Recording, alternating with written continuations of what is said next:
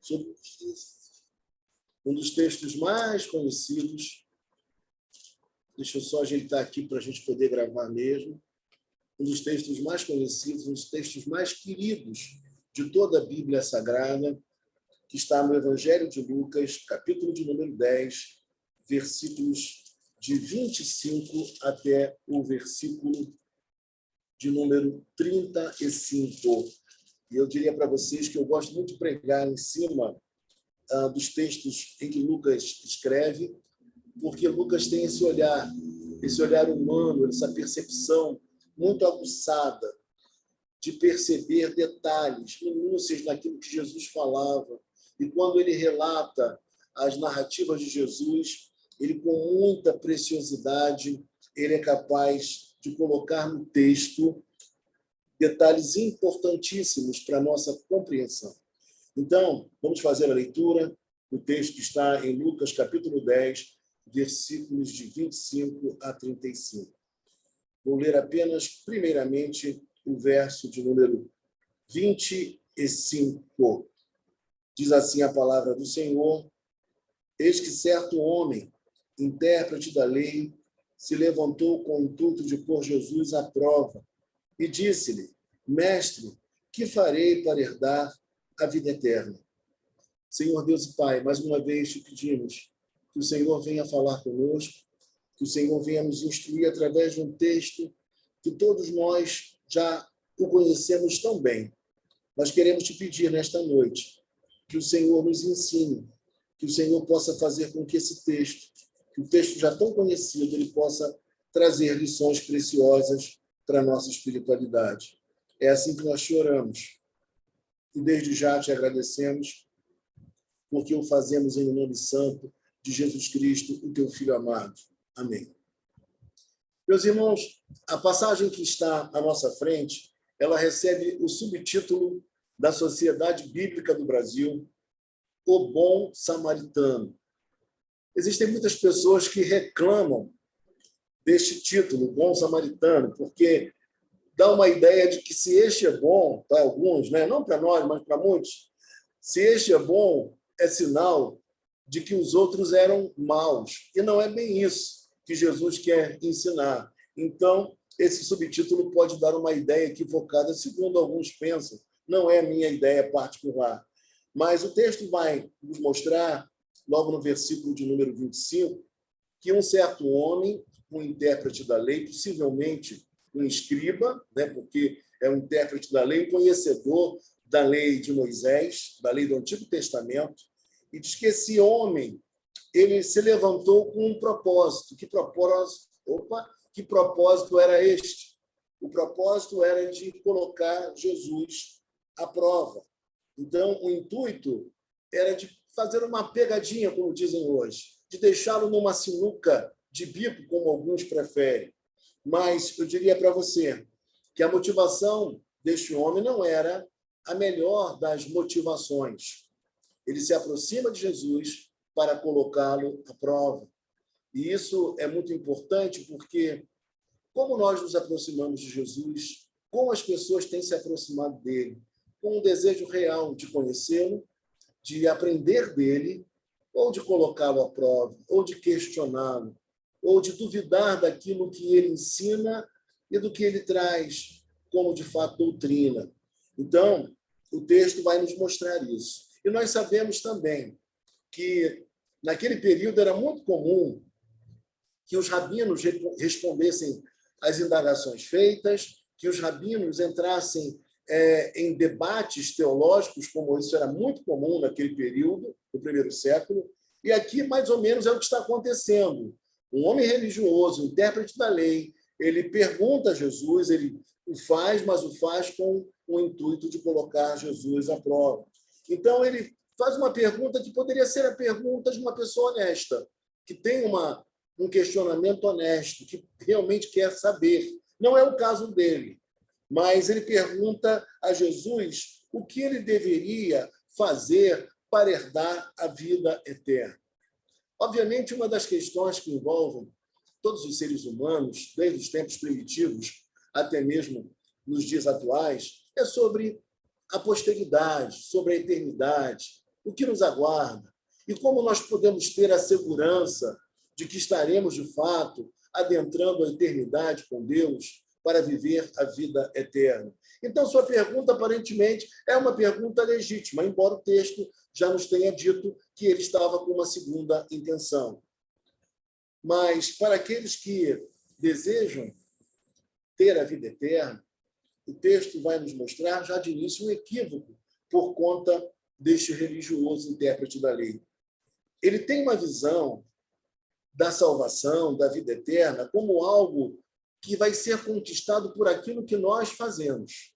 Ele tem uma ideia meritória sobre a salvação. Por isso, ele pergunta ao Mestre, ao Senhor Jesus Cristo, o que fazer para herdar a vida eterna. Então, para ele, a salvação está condicionada à sua maneira de viver, ao seu comportamento, às suas próprias obras. E é interessante dizer que ele olha para Jesus como um mestre. Ele o reconhece, sim, como mestre, mas nada além disso. Então, meus irmãos, a pergunta que ele faz talvez seja a pergunta de muitas pessoas em nossos dias. Talvez seja a aflição de muitos que estão à nossa volta. Alguns não querem perguntar, alguns não querem nem comentar, mas nós precisamos pregar e anunciar que o Filho de Deus veio este mundo para conceder vida eterna, mas não por obras, não por méritos pessoais nossos, mas sim por sua graça, mediante a fé, como nos diz Efésios capítulo 2, versículo 8 e também versículo 9. E aí, meus irmãos, o texto vai dizer assim para nós: então Jesus lhe perguntou. Veja que Jesus, ele devolve a pergunta. Jesus, como sendo de fato Deus, ele é Deus, ele percebe e sabe a intenção daquele homem, e ele sempre utilizava desse artifício. Jesus devolvia a pergunta para poder checar, avaliar aquilo que realmente estava acontecendo, o que a pessoa estava pensando, o que o seu interlocutor estava imaginando, para, uma vez identificando os equívocos, ele pudesse, enfim, orientar, corrigir e ensinar aquilo que era correto. Então, Jesus devolve a pergunta a ele. Então, Jesus lhe perguntou: que está escrito na lei? Como interpretas? Então, Jesus, ele faz uma indagação, e aquele homem, como sendo um mestre, ele deveria, de fato, saber o que a lei de Moisés falava a respeito da salvação e também a respeito do ensino que a lei trazia. E ele pergunta: qual é a sua interpretação? Já que você é mestre da lei, já que você é alguém que é um escriba, me responda, então, o que a lei diz a respeito disso? E a isto ele respondeu: amarás o Senhor teu Deus de todo o teu coração e de toda a tua alma e de todas as tuas forças e de todo o teu entendimento. E amarás o teu próximo como a ti mesmo. Na verdade, ele reproduz aqui, de maneira muito acertada e correta, aquilo que já estava consignado na lei de Moisés. Primeiramente, o mandamento sobre amar a Deus, que está em Deuteronômio capítulo 6, versículo 5. E depois, amarás o teu próximo como a ti mesmo, que está em Levítico 19, 18. Levítico 19, 18. E Jesus já havia se referido a isso. Nós lemos lá em Marcos 12, 30, Jesus fala a respeito do grande mandamento, que nós deveríamos amar a Deus e também amar ao nosso próximo. Mas a ideia deste homem é uma ideia profundamente equivocada e que envolve muitas mentes preciosas. Muitas pessoas acham que por aquilo que elas fazem, elas são merecedoras da salvação. E é isso que ele está imaginando. Ele cogita da salvação através dos méritos. Mas a lei de Moisés, ela não poderia nunca nos dar a condição de ter a certeza da salvação ou de nos salvar. Mas ela mostra, sim, a necessidade que todo o ser humano possui de salvação. Isso é corroborado em outros textos da Bíblia, como, por exemplo, Gálatas, capítulo 2, versículo 16. Então, a lei, ela, na verdade, ela se viu como um aio, como um escravo de confiança, que nos pegou pela mão e nos apresentou a Jesus Cristo. como quem diz, eu não posso te salvar. Eu te dou a consciência da sua perdição, do seu pecado, da sua necessidade de salvação. Mas quem pode te salvar é Ele, é Jesus Cristo. Só Ele pode te salvar. E aí, o texto vai nos dizer assim, vejam comigo. Então Jesus lhe disse, respondeste corretamente. Faze isto e viverás. E, obviamente, meus irmãos, queridos e amados, não há ninguém que consiga cumprir a lei perfeitamente. Todos nós, vez por outra, esbarramos em alguma coisa. Todos nós cometemos as nossas falhas. Não tem ninguém que tenha uma conduta tão ilibada ao ponto de não ferir um item que seja da lei de Moisés. Nós sempre falhamos. E ainda mais alguém que tenciona servir a Deus e também conquistar a sua salvação por mérito, por seu esforço próprio. Ele vai realmente se frustrar, porque isso é impossível de se conseguir.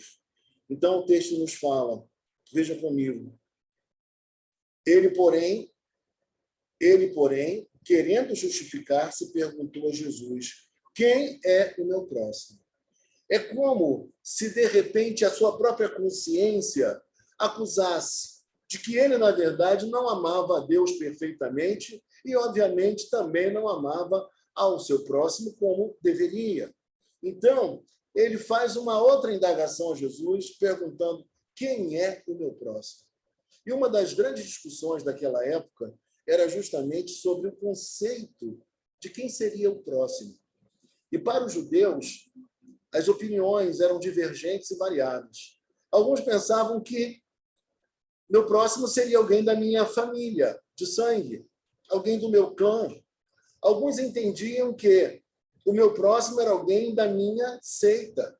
Se eu era saduceu, dos saduceus. Se era fariseu, dos fariseus. Nada ou ninguém além dessa circunscrição, apenas dentro daquele grupo.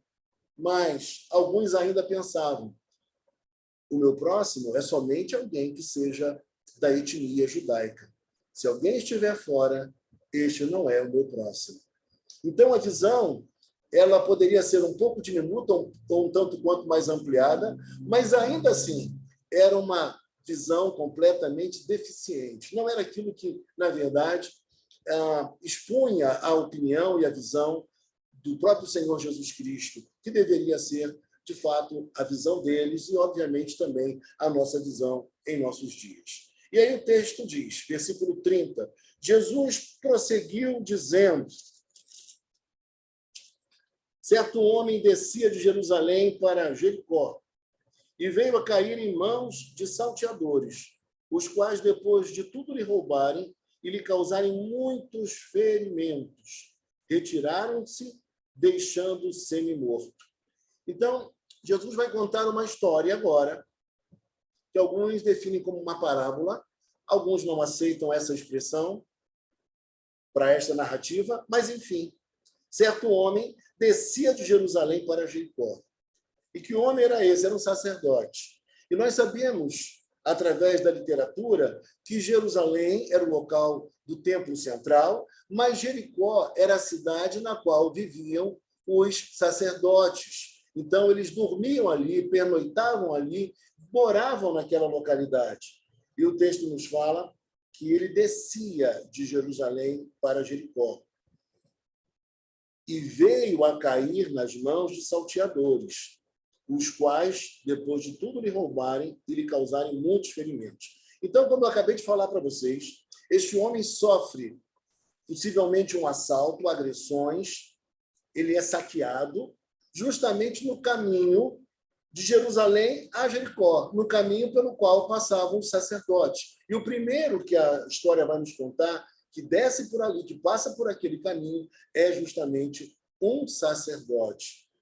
E o texto nos fala, veja comigo ainda, que este homem ficou numa situação como se estivesse semi-morto. Ele não estava morto, mas, de qualquer forma, para aquele que era religioso, um receio enorme de estar impuro cerimonialmente, ele teme por, de repente, tocar ou até mesmo assistir aquele que ali jazia em sofrimento. Isso, para mim, aponta para a realidade de que, em certos momentos, a religião tira de nós a sensibilidade por algum preceito, por alguma interpretação, nem sempre com uma base sólida nas Escrituras, mas, às vezes, por interpretações particulares nossas ou dos grupos que nós fazemos parte, leva-nos a tomar uma atitude que não seria a atitude de Jesus, que não seria a melhor atitude espiritual. Então, o texto fala de uma maneira muito clara. Veja comigo aqui na sequência. Casualmente descia um sacerdote por aquele mesmo caminho e vendo-o. Este vendo-o é muito importante para que nós entendamos aquilo que Jesus quer ensinar, a sua lição. Ora, ele está dizendo aqui que ele tomou consciência, ele viu, ele percebeu que aquele homem jazia em sofrimento, semi-morto, mas o que acontece, veja comigo o texto, e vendo-o passou de largo. Uma ideia que nos traz de alguém que foi completamente indiferente ao sofrimento alheio, ao sofrimento do seu próximo. Então, ele não agiu como deveria agir, ele não agiu como se esperaria daquele que era alguém que era religioso, alguém que era um representante da religião oficial, aquele que descia do templo de Jerusalém para Jericó. Como pode alguém que acabou de sair, vamos trazer para os dias atuais, alguém que acabou de sair do culto e encontra alguém sofrendo e não se condói, e não ajuda? Como alguém que acabou de sair do culto e briga com outro irmão, alguém que acabou de sair do culto e cria um problema na porta da igreja. E, por vezes, nós vemos situações assim acontecendo, por incrível que pareça. Mas aqui o caso é mais grave, porque também envolve a questão física e denuncia a realidade espiritual daquele que era religioso, daquele que era sacerdote. Mesmo percebendo o sofrimento, mesmo vendo, mesmo percebendo, ele passa de lá. E, na sequência, o texto vai dizer, semelhantemente, um levita descia por aquele mesmo caminho. E aí nós temos que pensar que o levita também era um representante da religião. E mais ainda, que o levita ele era alguém que recebia alguns benefícios previstos pela lei, porque eles não possuíam terra originariamente, depois isso muda de figura, mas na repartição da terra eles ficaram sem nenhuma terra e deveriam ser mantidos pelas demais tribos de Israel. Mas aqui a realidade já era um pouco diferente. Mas ainda assim o levita era aquele que estava situado na lei entre o órfão, a viúva e o peregrino, entre aqueles que precisariam da ação social, do entendimento dos demais para que eles recebessem a manutenção, o cuidado das demais pessoas, das demais tribos. Então, aquilo que se esperaria de alguém que era beneficiado pelo cuidado da nação, seria, na verdade, também que ele agisse com misericórdia para com aquele que estava sofrendo. Mas o texto diz para nós algo bem diferente. Diz que ele descia por aquele lugar e, vendo-o, também passou de largo. Mais uma vez, alguém ligado à religião, mas que tem consciência do sofrimento alheio e ainda assim não se condói e assim não socorre aquele que sofria. E aí, meus irmãos, quando chega no versículo de número 33, aparece um personagem que é um samaritano, um certo samaritano. E é curioso dizer que, para muitos, a figura que se esperaria estar aqui seria de um judeu leigo, para mostrar que a religião não atendia a, de fato, os preceitos ensinados, mas que um judeu leigo fazia.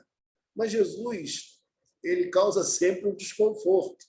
E ele vai para além de colocar aqui em cena um judeu leigo, alguém que não era propriamente da religião, alguém que não era ligado ao sacerdócio, mas ele coloca um samaritano. Quem eram os samaritanos? O samaritano era aquele que possuía uma religião misturada. Ele tinha alguns laços com a religião judaica, mas também acreditava de uma outra forma, de uma abertura maior para acreditar, inclusive, em outras divindades. Também era um povo misturado. Como eu já expliquei para vocês em outras oportunidades, eles eram um povo misturado porque eles eram fruto do domínio assírio, em 722. E o domínio assírio, ele desenvolvia entre os povos dominados o que é chamado de caldeamento sucessivo. Eles destruíam completamente a identidade nacional do povo. Era assim que eles faziam. Eles tiravam boa parte das pessoas de uma região e traziam pessoas de outras regiões do império. E com isso, o que acontecia? A língua se tornava misturada, não era mais o mesmo idioma, também a etnia não era mais a mesma, era agora um povo miscigenado.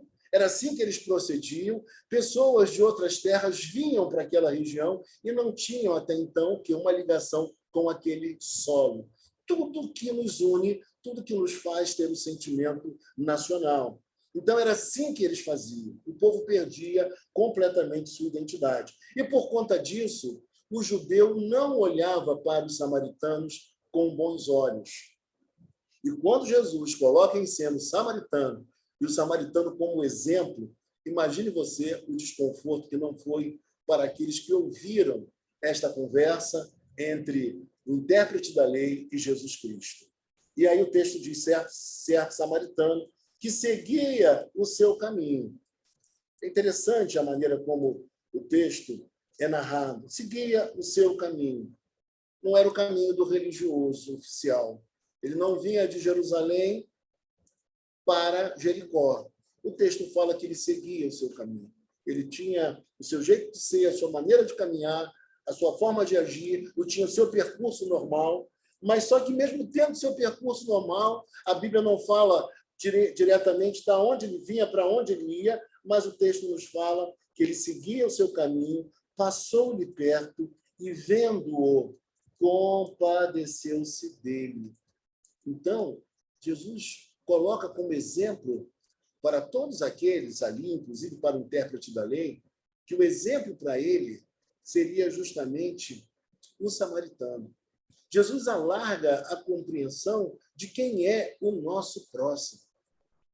Jesus, ele mexe com a cabeça do povo daquela época, mostrando que eles estavam completamente equivocados. Todos devem ser o nosso próximo se o nosso coração estiver encharcado de amor, se o nosso coração tiver sido tocado por Jesus Cristo, se tivermos aprendido de verdade o que a Bíblia nos ensina. E o problema deste intérprete da lei se dava justamente aí. Ele ia e foi a Jesus em busca de conhecimento, mas o que ele precisava não era de mais conhecimento. O que ele precisava era de um novo nascimento.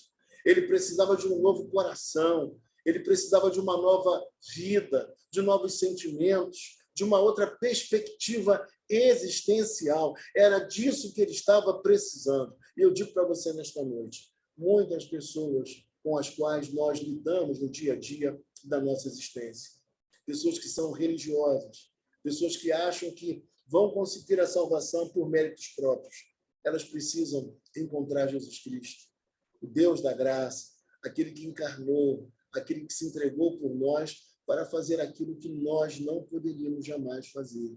Meu irmão, minha irmã, é essa mensagem que nós temos que pregar. E todo aquele que nasceu de novo, ele tem uma compreensão muito mais larga de quem é nosso próximo. E o mais curioso é que a lei de Moisés realmente já ensinava uma percepção muito mais ampla sobre a questão do próximo. Até mesmo porque o legislador, ele se preocupava com o peregrino, ele se preocupava com o estrangeiro, com todo aquele que vinha de fora e que se achegava a Israel, passando por vezes por fome, por frio, por necessidades enormes. E aí, meu irmão, minha irmã, é aquele ponto que, por vezes, nós encontramos na mente de muitos religiosos. Se encontra na Bíblia aquilo que se quer encontrar. Mas aquilo que não é muito favorável ao entendimento, à preferência, a gente tem por hábito rejeitar. Mas nós precisamos ficar com todo o conselho de Deus com todo o conteúdo da palavra do Senhor. E aí o texto diz para nós ainda, vejam comigo, e chegando-se, pensou nos ferimentos, aplicando-lhes o óleo e vinho, e colocando sobre o seu próprio animal, levou-o para uma hospedaria e tratou dele. Agiu com empatia, como se diz hoje, né? Hoje se fala tanto em empatia, que essa expressão se tornou um jargão apenas. Ela é apenas uma expressão que, na verdade, não ganha concretude na maioria dos relacionamentos. Mas aqui não. Aqui, na história contada por Jesus, este samaritano, ele age com profunda empatia. Ele se compadece, ele trata, ele cuida dos ferimentos, ele paga uma hospedaria, ele trata daquele que estava sofrendo. E assim, meus irmãos, Jesus está dando um grande exemplo para aquele intérprete da lei e também um grande exemplo para nós hoje também. Nós precisamos seguir os passos de Jesus. Viver como Jesus viveu. E ele é o nosso maior exemplo de humanidade. Jesus era 100% Deus e 100% homem. Mas como homem, ele é o maior exemplo que nós podemos ter ainda hoje de como viver e de como nos conduzir na vida. E o texto nos fala assim, vejam comigo, e tratou dele. No dia seguinte, tirou 2 denários e os entregou ao hospedeiro, dizendo, cuida deste homem, e se alguma coisa gastares a mais, eu te indenizarei quando voltar. Olha que coisa linda e maravilhosa. Ele está dizendo para nós que ele cuida, ele provê um lugar de segurança numa hospedaria, ele ainda se compromete a pagar, a indenizar, se algum gasto extra fosse feito por aquele homem. E aí no versículo 36, Jesus pergunta, qual destes 3 te parece ter sido o próximo do homem que caiu na mão dos salteadores? Jesus faz uma pergunta aparentemente óbvia, mas talvez a pergunta mais constrangedora, mais difícil de ser respondida por aquele que era o intérprete da lei. Talvez ele tenha se perguntado, se questionado, por que eu comecei a travar uma conversa com este rabi, com este mestre? E aí, qual seria a resposta dele? Ele teria que dar uma resposta agora. E ele responde sim. E veja comigo como ele respondeu. Versículo 37. Respondeu-lhe o intérprete da lei, o que usou de misericórdia para com ele. Então lhe disse, vai e procede tu de igual modo. 2 coisas me chamam atenção no versículo 37. Na resposta do intérprete da lei, ele diz, não, o samaritano.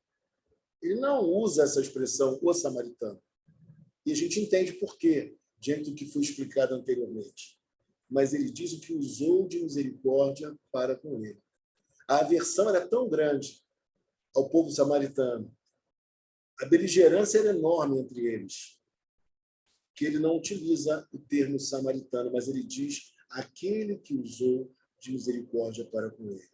Mas isso é suficiente para que seu coração fosse confrontado, sua mente também. Que aqui na história, Jesus ensina a ele uma grande lição. Que talvez aqueles que pensavam que o próximo seria apenas quem é do nosso clã familiar ou quem é da nossa religião, da nossa seita, saduceus, fariseus, nem tampouco aquele que é da nossa etnia apenas, que é o nosso próximo. Mas o nosso próximo é todo aquele ser humano que passa pelo nosso caminho e está com alguma dor, com algum sofrimento, precisando de nós. E todo aquele que realmente nasceu de novo, ele vai sempre estender a mão, ele vai sempre socorrer aquele que sofre e que está à sua frente, tendo ele recursos para fazê-lo. E aí, Jesus diz assim para ele, vai e procede tu de igual modo. Ou seja, o paradigma para o intérprete da lei não é um judeu, nem leigo, não é um sacerdote, não é um levita, mas o paradigma para ele é justamente o samaritano, aquele que é um povo misturado, aquele que é de uma religião misturada, aquele que o judeu tinha aversão. Por isso, meu irmão, minha irmã, o que esse texto hoje fala ao meu coração e ao nosso coração é que cada dia mais nós precisamos alargar a nossa compreensão sobre as verdades bíblicas. Entender que a salvação, ela não é por mérito. As boas obras são fruto natural daquele que nasceu de novo, mas elas não cooperam em nada para a nossa salvação. A nossa salvação é um ato único e exclusivo de Deus. Nós só podemos agradecer e nos devotar a Ele com todo ímpeto e amor por tão grande salvação, por tão grande transformação que Ele operou na minha vida e também na vida de cada um de vocês. Esse texto mostra para nós também que nós precisamos olhar para o nosso próximo de uma maneira mais larga, ainda que ele seja de uma outra denominação, de uma outra religião, ainda que discordemos de suas ideias, dos seus pensamentos, mas não nos cabe brigar com eles, odiá-los, termos raivas ou talvez qualquer outro sentimento nocivo que não deve abrigar, que nem deve estar abrigado no nosso ser. Por isso, meu irmão, minha irmã, na noite de hoje nós aprendemos uma grande lição com Jesus Cristo. E, além de tudo, que ele não era apenas um mestre, mas ele está muito além do mestre. Ele é o próprio Filho de Deus encarnado, que veio a este mundo para romper a dificuldade para todo aquele que se baseava na lei, que não podia cumpri-la totalmente, mas aquele que precisava, assim como nós, de salvação, e que só encontraria essa salvação nos braços amorosos do nosso Redentor, aquele que vive e reina e que ainda hoje concede salvação a muitas pessoas que invocam o seu nome, que se voltam para ele arrependidas.